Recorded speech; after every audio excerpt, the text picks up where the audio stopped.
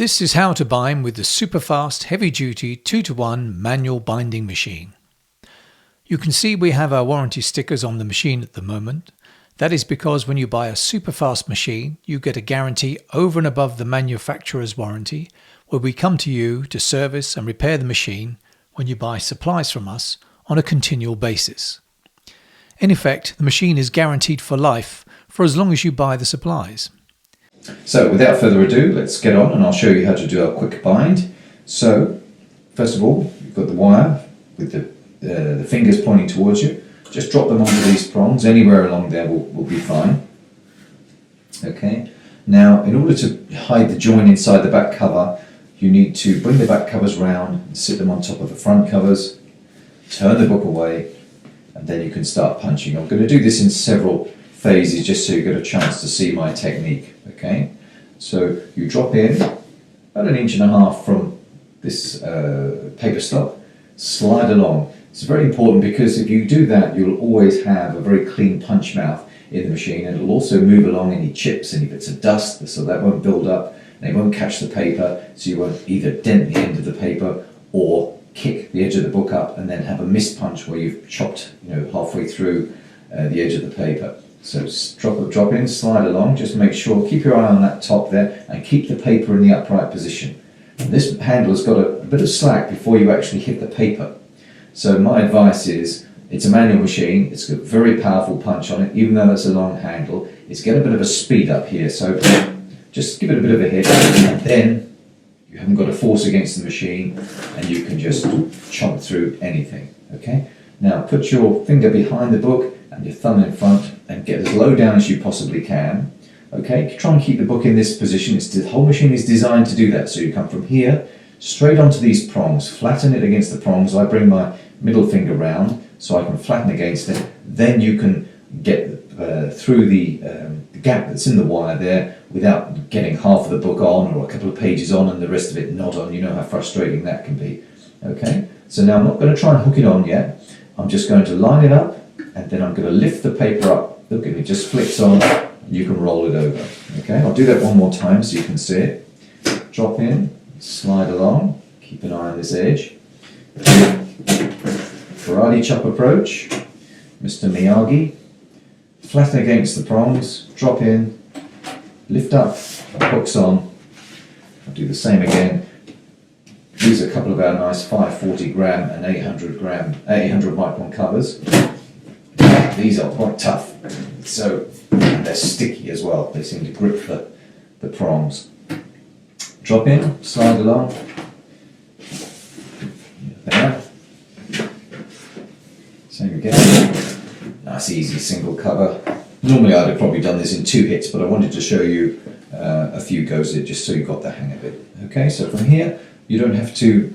If this would normally be hanging over the edge of a desk, we've moved it into the centre of the desk just to film a little easier. But you would be doing this into here, and it sits against the back wall, and then sometimes you can make this V shape. If you haven't got much paper in there, and you've just got to do a few sheets and a couple of covers, make this V shape and hold the top of the wire, because the only way the wire is going to go when you start putting pressure on here to close it is out towards you or tip over.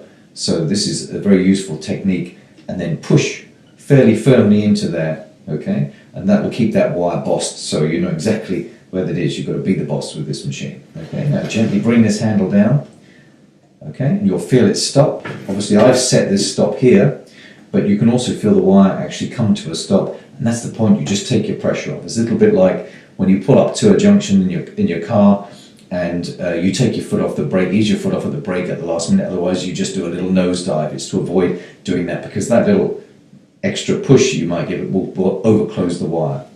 And you can see now how nice and closed that wire is. Okay, looks lovely. So then we just bring the back covers back around again. Okay, and you can see the join is hidden inside the back cover. Now, as you can see here, all of the pages, look, are knitted behind this part of the wire, so nothing can come out. The only page that can come out if you do turn would be the inside back page, but that's generally too thick to get between any gap you might have left here. And it might look like we've got a little bit of gap there, but you just want to be able to get your fingernail down there. That's about in between there. That's perfectly closed. You don't want it to be touching. If it's touching, you've reduced the capacity of the wire. So you want to get obviously as much room as possible, and you want the wire to be in a nice round shape. You don't want it to be over closed like like this, or you don't want it looking like that. But that's generally with cheap wires that you see in stationary catalogues. This is not the sort of wire effect you get with proper wires. And there, look at that. So you've got on the front here a 300 micron frosted cover. On the back is an 800. Look at that. It's just going to look $1 million when that comes through the door.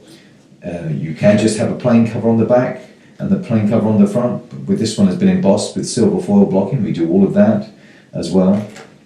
And that's going to look fabulous, and it's going to show you up from your competitors. When they send something through with a staple in the corner, or something's been bound on a cheap machine with wires that are misshapen and not punched correctly, so that the wire is close to the edge of the margin for these small sizes, then you've really differentiated yourself.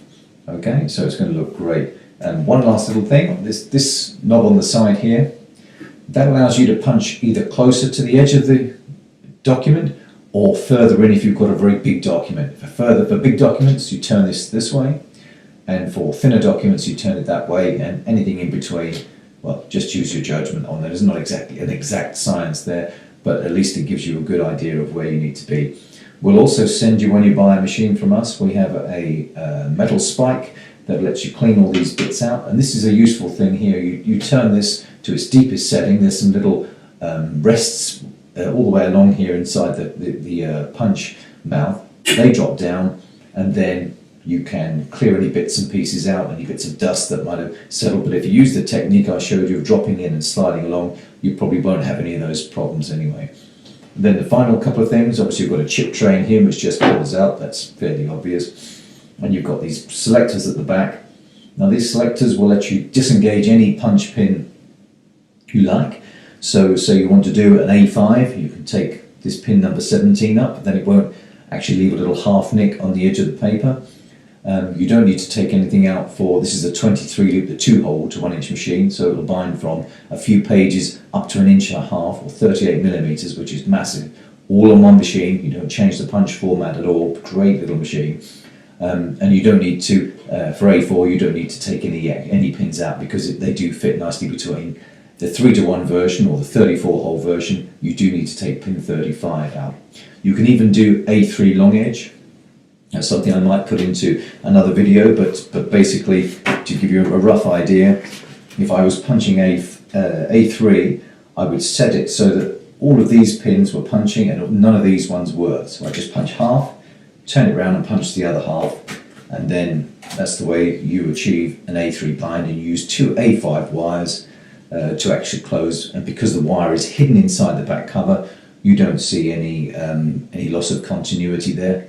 And of course, A3 binding, this is a fantastically economical way of doing it. For just over £500, you've got an A3 binding machine. Well, an A3 binding machine punch machine would be many thousands in the old days. And when these machines came along, they revolutionized it.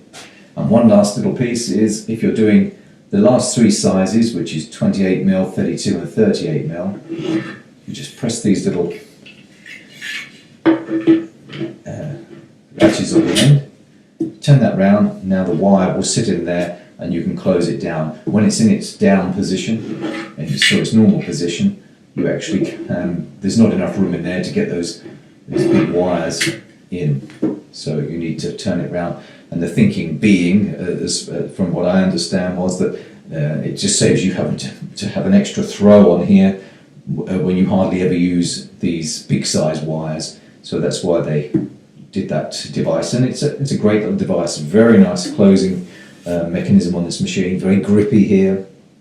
And should you ever find, for instance, that it's not gripping the wires, then often you'll find that there's a build-up on the wires themselves as they go through the machine. It's sort of almost like a silicone lubricant that they use, and just over time it tends to build up on here. So if you get a cloth or a bit of kitchen towel with some nail polish remover, then you can just wipe along here and you'll find this stuff comes up, it looks like pencil lead, and you'll find it'll be a lot less slippy.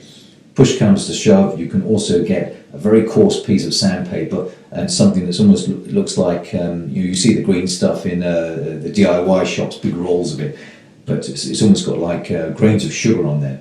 And you could just drag that across here in one go, just make a scratch, and a scratch along here, and that'll give it an extra bit of grip, and then your machine will be back to be gripping the wires again. Otherwise, you can often find it gets one end but doesn't get the other end, so that's a function of that. But that's also a function of when you're about to pull the handle down. A lot of people relax their grip here, and of course the machine's going to spit the wire out or tip it over. So keep that pushed in there as you're pulling down on that. And that's about it. So great machine, give us a call. You can have demonstrations in your office, and we can load machines, you can try it out.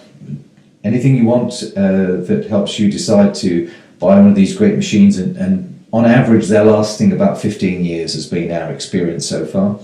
And even then, when people still don't want to use them in office, they want something brand new, they still can find a home in a small local club or something, or individuals will buy them. So they are a great machine and a great investment. They're certainly not the used for a couple of years and throw away a whole machine like these, what I call the catalogue plastic junk brigade that you see out there. So invest in something quality. You've got the best quality stuff in your office. Why on earth would you buy something that's cheap and nasty from a catalogue? In fact, often they're expensive and nasty, and they can't be repaired. These machines infinitely repairable, and we'll keep them going for as long as you want.